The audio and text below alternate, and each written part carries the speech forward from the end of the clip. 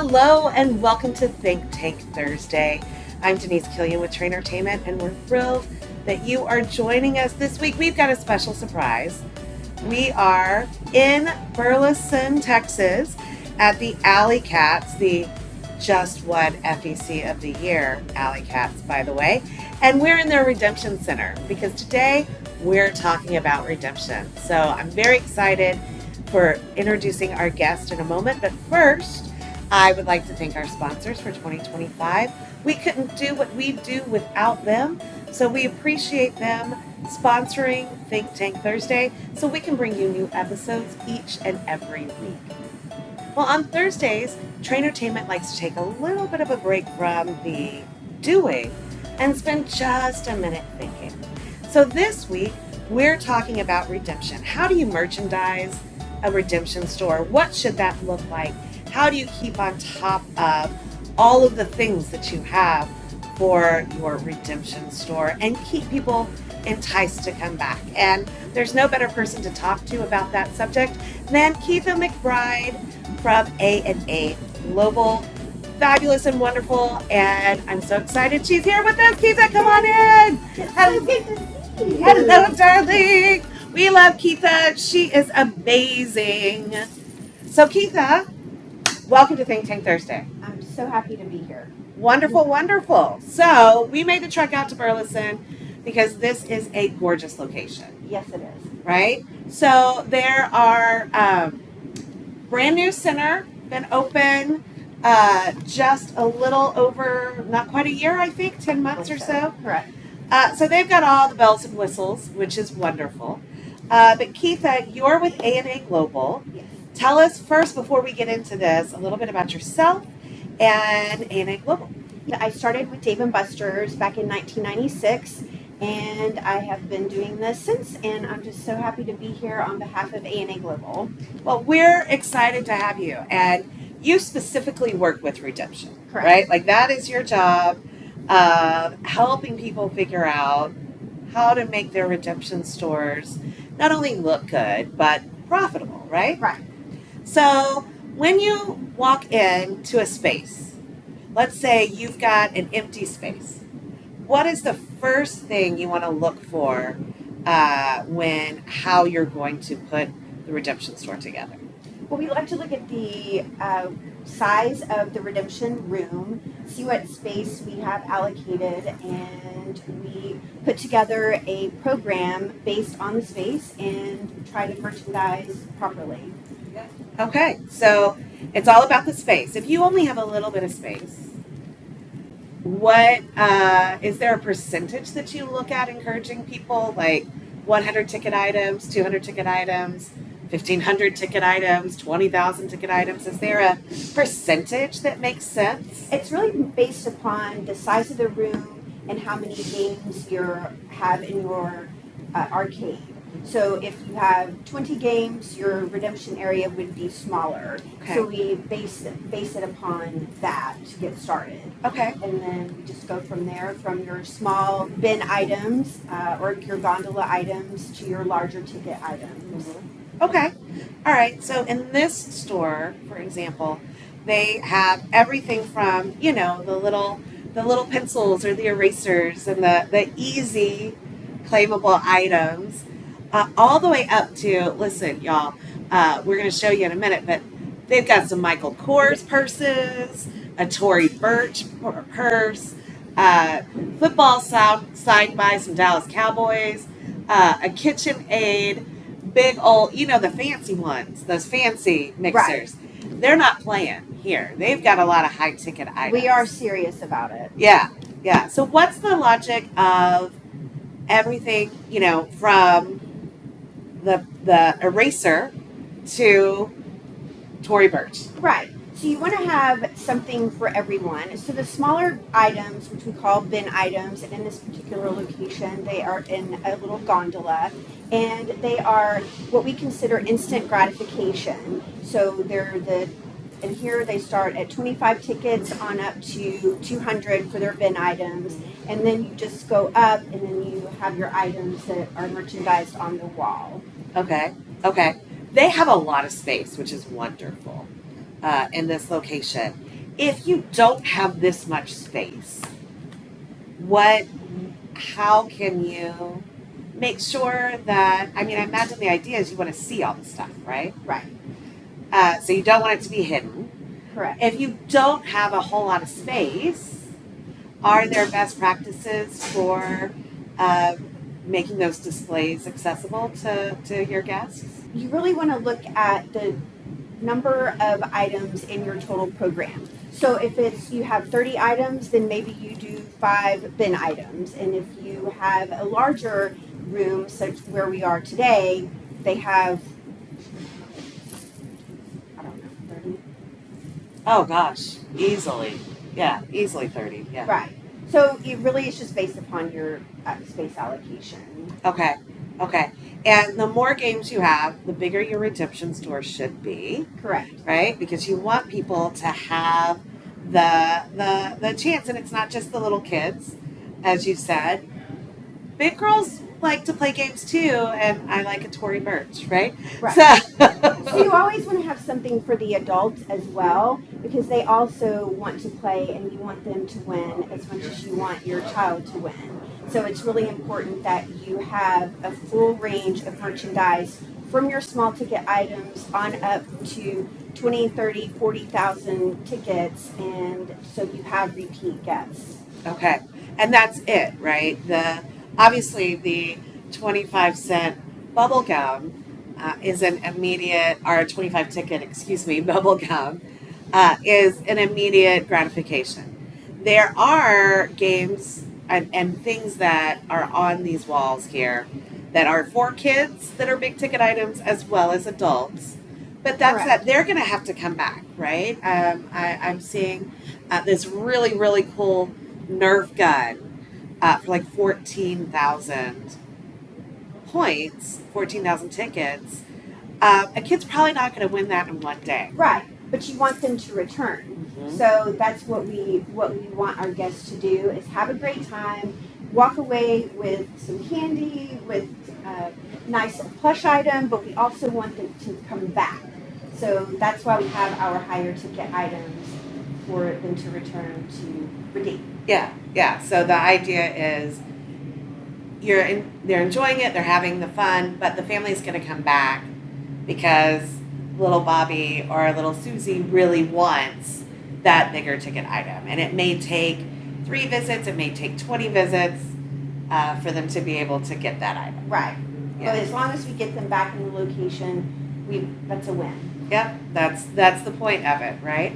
So there are everything in here. There's so much. It's almost overwhelming. As a kid, I remember coming into a redemption location after, you got to play in the arcades and do all of those things and being just like, I don't know where to start because there's just so much fun on the wall. Is there a strategy for the abundance, like more is better, or keeping it simple? I think you can do both and do it well. In the case of Alley Cats, they've done a great job with merchandising their walls by ticket value and by section. So there could be a boy section, a girl section, a non-gender specific section, but within that they've organized it by ticket value, so that makes the process easier for your guests and for your attendants. That makes sense. So because once you really take a look at it, there are obviously there's a girls section over here, there's things that might appeal to the boys over there, and stuffed animals. Who doesn't love a stuffed animal? Plushes, everybody loves plushes. So those are kind of mixed in between. Is there a logic to the lower shelves, the lower ticket items, and the higher it goes up the wall, the higher the ticket item, or is it more about aesthetically arranging things? Again, I think it kind of is both. So you see here that they have some of the smaller items at the eye level, and then your higher ticket items would be towards the top along with your plush. But they also have done a great job of keeping everything organized by category So then that way you're not going around the room and complicating the redemption process for your guests. So they've done a phenomenal job here at Alley Cats, making it easier for the guests. Yeah, no, it's really fun, and it can be almost overwhelming to think about how do we organize this, right? And then keeping it stocked. That's important. You never want bare shelves, right? Right.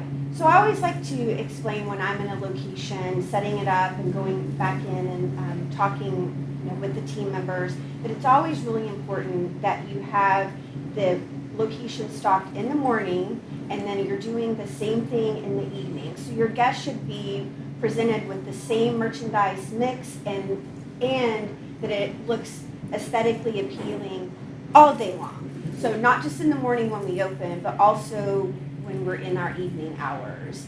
And it's really dependent upon your attendants doing their job and making sure that we have a great presentation at all times.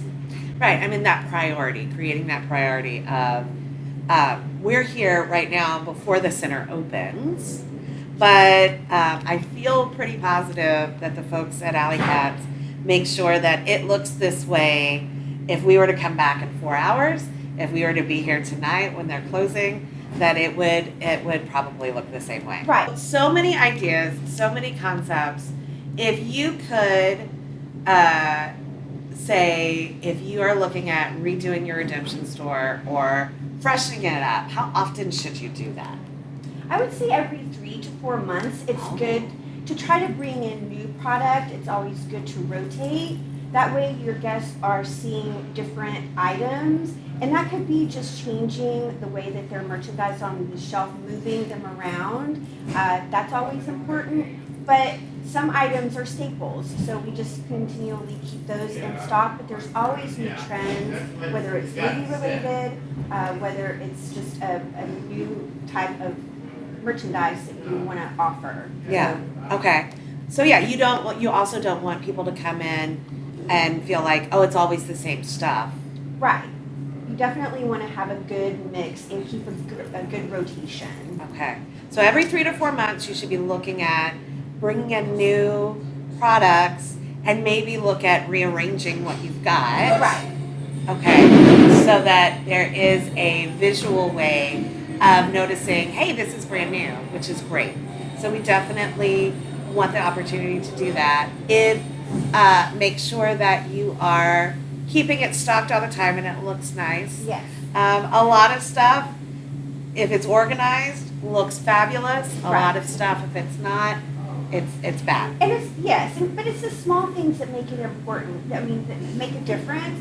So you notice that they have their labels and they also have their logo, and everything is just so organized and it looks so appealing to the eye. So it's really important to do those small things that make a big difference to your guests. Yeah, absolutely. Well, I have learned so much. I am in awe of the behind the scenes, kind of the science that's gone into your knowledge of how to really make your redemption store shine.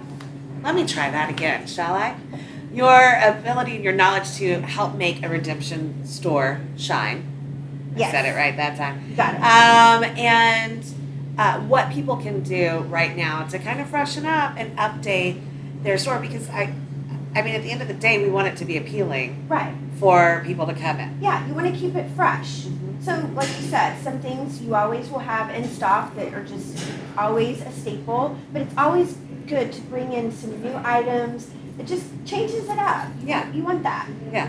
And another tip that I know, when you walk in the door, you should be able to see the redemption, right? It shouldn't be tucked away in a back corner, right? It should be first thing you see, you want to have eye contact with it. Yes, especially here, when we first walk in the door, you definitely see the redemption area. You want to make it bright. Lighting is very important.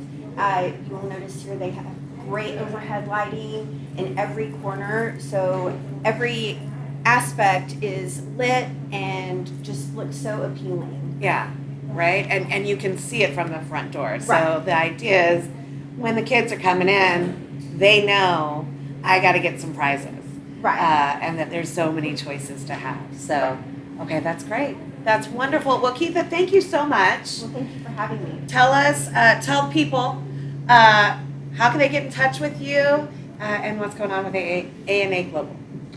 You can reach me at my email address, kmcbride@anaglobal.com, and our website is aaglobal.com. So happy to help any of you guys out there, or happy to help any of you out there anytime. I'm accessible and just here to help you be better. Perfect. That's what we do, and that's what makes you so fabulous, is that you do have such a love for this industry and want to help others. Absolutely. And it's great. So thank you, Ms. Keitha. So I want to thank Keitha for being here. I want to thank our 2025 digital sponsors.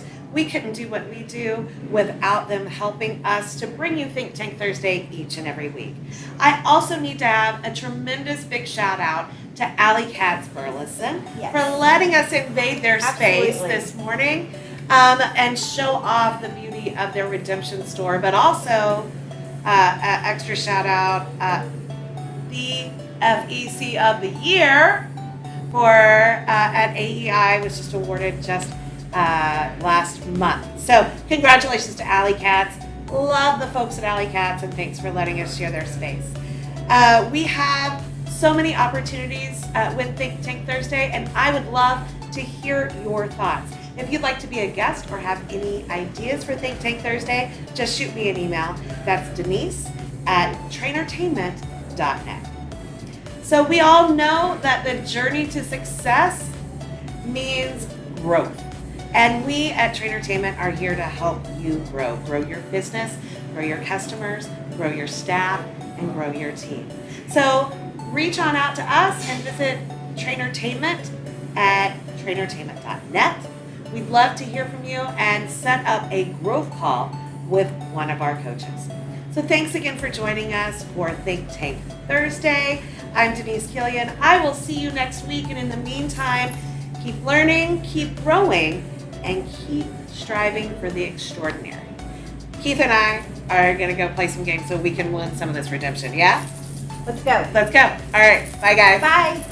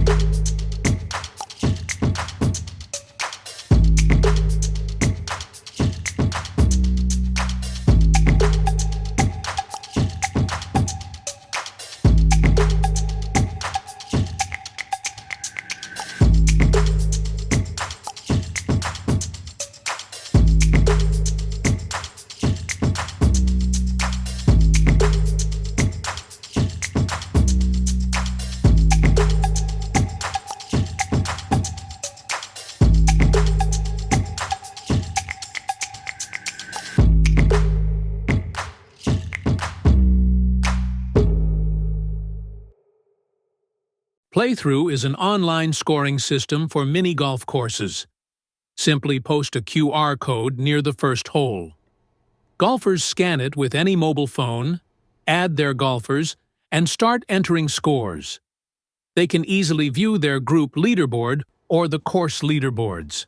Playthrough also includes features like hole sponsor logos and hole transition ads to help grow your business. Visit playthroughmini.com to see what else Playthrough can do.